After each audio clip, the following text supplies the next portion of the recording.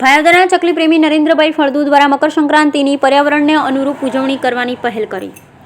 ઉપલેટા ભાયાવદર મકર સંક્રાંતિના દિવસે ભાયાવદરના ચકલી પ્રેમી નરેન્દ્રભાઈ ફળદુ દ્વારા ગામના દરેક બાળકોને સુંદર વસ્તુ ભેટ આપી રાજી કર્યા સાથે પર્યાવરણને અનુરૂપ મકર સંક્રાંતિ ઉજવવાનો સંદેશ આપ્યો કે વહેલી સવારે 7 વાગ્યાથી 9 વાગ્યા સુધી પતંગ નહીં ચગાવવાને કારણે કે પંખીને પોતાના માળામાંથી બહાર આવવાનો સમય હોય છે. સાંજે 5 થી 7 પતંગ નહીં ચગાવવાને કારણે કે પંખીને પોતાના માળામાં પરત આવવાનો સમય.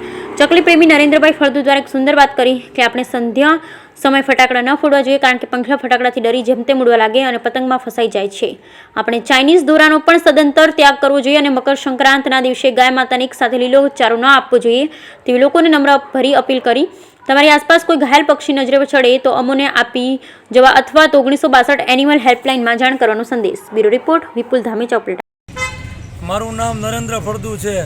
આજ રોજ મકર સંક્રાંતના દિવસે પર્યાવરણને અનુકૂળ આવે એ રીતે આપણે મકર સંક્રાંત ઉજવવી જોઈએ. આપણે સવારે પંખીઓને માળામાંથી બહાર આવવાનો સમય હોય તો આપણે સવારના 7 થી 9 વાગ્યા સુધી પતંગ ન ચગાવવી જોઈએ અને સાંજે 5 થી 6 પતંગ ન ચગાવવી જોઈએ કારણ કે પંખીને માળામાં પાછો પરત આવવાનો સમય હોય છે અને આપણે ઘાયલ પંખીને યોગ્ય સારવાર આપવી જોઈએ અને દરેક લોકો એનિમલ હેલ્પલાઇન 1962નો કોન્ટેક કરી અને ઘાયલ પંખીને યોગ્ય જગ્યાએ પહોંચાડે. અને દરેક લોકોને મારે એક વિનંતી છે કે ચાઇનીઝ દોરાનો સદંતર ઉપયોગ ન કરે તો પંખીઓ ઘણા ઘાયલ થઈ જાય છે. તો દરેક લોકોને આ પર્યાવરણને અનુકૂળ આવે એ રીતના મકર સંક્રાંતિ ઉજવવાની મારી એક નમ્ર અપીલ છે.